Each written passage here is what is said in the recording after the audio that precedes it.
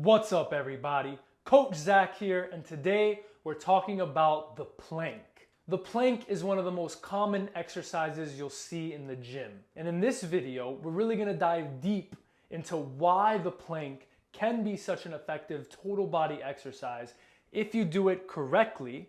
Then we're gonna go over how to properly perform a plank, breaking down the technique from head to toe. Then I'm gonna show you many different variations that you can do to make it harder and spice things up. Before we dive into the plank, we must first understand that the preconception that most people and trainers go into when doing the plank makes it so the exercise is much less effective. Most of us are taught that we want to keep a neutral spine, a flat back when doing the plank. We're taught that any flexion or extension of the spine during exercise is bad for you and will lead to injuries. This is an old school misconception about exercise. The human spine gets healthy by going through controlled movements, flexion, extension, and rotation. So by trying to maintain that neutral flat back during the plank, not only are you not engaging your abs the way that they should be, but you're relying more on your hip flexors to keep you up. You're not involving the shoulders or the serratus anterior, which we'll get into. You'll see a lot of people perform the plank for long periods of time, sometimes minutes on end, just holding a stationary plank. This is not effective. First of all, it's gonna take you more time in the gym. Second of all, you're not really engaging the proper muscles to the maximum effect that you can be. My philosophy on exercise is to try to make the exercise more difficult by using the correct technique. So let's go over why the plank is such a powerful exercise when done correctly. The plank can be done anywhere. At any moment's notice, you can just drop down into a plank and get right into training your core. It's also accessible to all different levels of fitness, whether you're a beginner or you're advanced.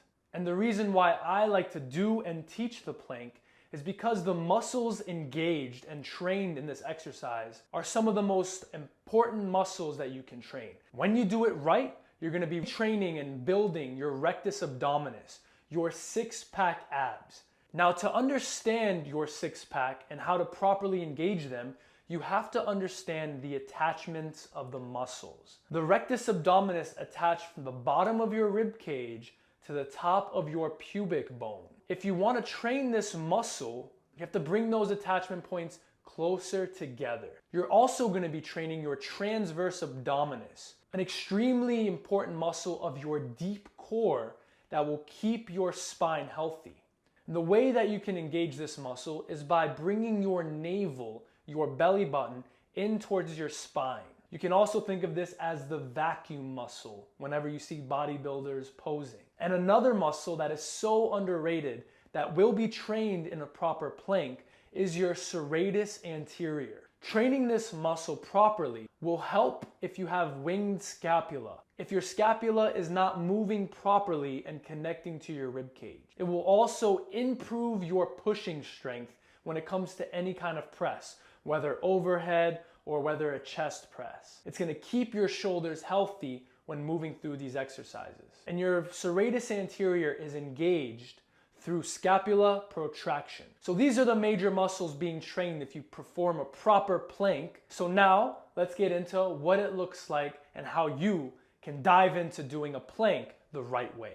First of all, let's start off with the placement of your arms. So many people get this wrong off the bat, and they bring their hands towards each other. Now, so many of us spend a lot of time in internal rotation of the shoulders, so doing a plank is an amazing opportunity to train external rotation of the shoulders and really get into the rotator cuff muscles. So when positioning your arms, you want your elbows directly under your shoulders and you want your forearms parallel to each other. You can choose whether to make fists and push into the ground or spread your hands and push into your palms. The position of your head and neck is also important. You want to tuck your chin, and then instead of letting your head droop down, you want to imagine you're trying to give yourself a double chin. This will work the deep cervical flexors of the neck. Now, to get into that serratus anterior, you want to focus on hollowing out your chest. You really want to push that space in between your shoulder blades up towards the sky, really pushing down into the elbows, down into the arms, really trying to get that rounded upper back. Now, to engage your transverse abdominis, your deep core, you want to have that slight tucking of your belly button in towards your spine.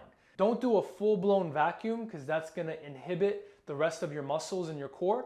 You just want to have a slight tucking in of your belly button. And one of the most important parts of the plank to make sure that you're engaging your abs and not just resting in your hip flexors is to tuck your tailbone. Now, I will make a video in the future really diving deep into what an anterior and posterior pelvic tilt is, but in this exercise, you want to maintain that posterior pelvic tilt, that tucked tailbone. Your back should be rounded. Now, right off the bat, some of you might say, that looks wrong. I'm taught that the back should be flat. We've already talked about that. We want to get flexion of the spine, engagement of the core. That's the whole reason why you're doing a plank in the first place. And you want to pull your ribs downward. You don't want to have a rib flare. You want to really engage the muscles of your abs and your core to pull your ribs in. Think of a hollow body position. You also want to engage your quads.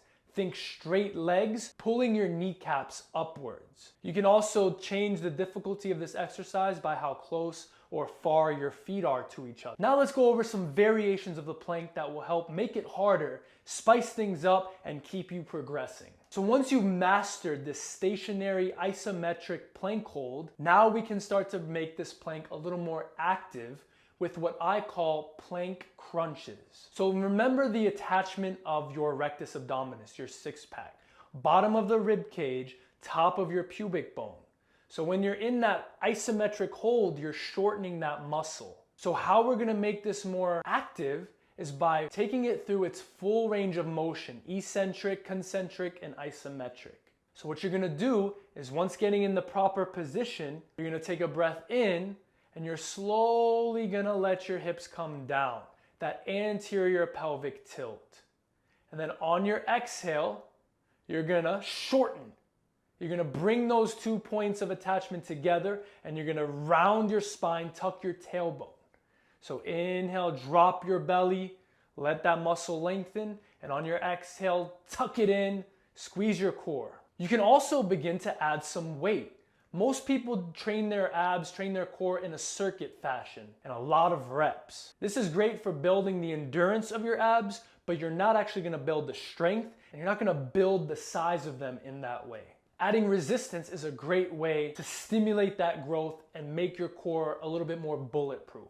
Now, I like to use a sand bell, which basically is just a disc full of sand, but you can honestly just go to the beach, get a bag of sand and use that. I think sand is one of the best forms of resistance for this because throwing a kettlebell, dumbbell, or a barbell on your low back doesn't really seem that comfortable. Just make sure if you are adding weight that you're maintaining that pelvic tilt, you're pushing into the elbows, really hollowing out through your chest, engaging that serratus anterior, and you're breathing throughout the exercise. You can also make this fun by doing it with a partner that's gonna be slapping that bag around, adding a little bit of dynamic strength to this exercise. Then you can progress into a single arm plank. You may wanna widen out your feet a little bit because then you'll have a wider base of support to make it a little bit easier. But this is the same concept. You wanna maintain that rounded spine, that tucked pelvis, those straight legs, and you want to avoid opening up through the chest, right? You want to keep whichever shoulder is off the ground facing towards the ground. You want to maintain that eye gaze looking down, and you just want to hold here, getting strong in this position. And another variation that I use with my clients all the time, and they hate me for it, is doing a plank on a Swiss ball.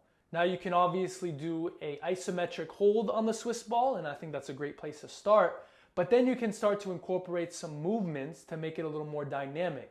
You can start to draw some circles with your forearms. You can start to write out the alphabet. And then if you're ready, if you really want to see how well you've mastered the plank, you can try doing it on one arm. Just make sure when doing any of these more advanced variations that you're always returning to the foundations. You're always working on the technique. You're keeping that rounded spine, that tucked pelvis, those straight legs, pushing into the elbows, rounding your upper back, hollowing out through your chest. This will make the plank so much more effective. So that's it. Thanks for watching. Hope you got something out of this video. I highly encourage you to incorporate planks maybe in your warm-ups or maybe at the end of your workouts, but do it in this proper way, and I promise you, you will get so much more out of it in a lot less time. Drop a like, leave a comment, don't forget to subscribe. I'm Coach Zach, and I'll see you next time. Yeah.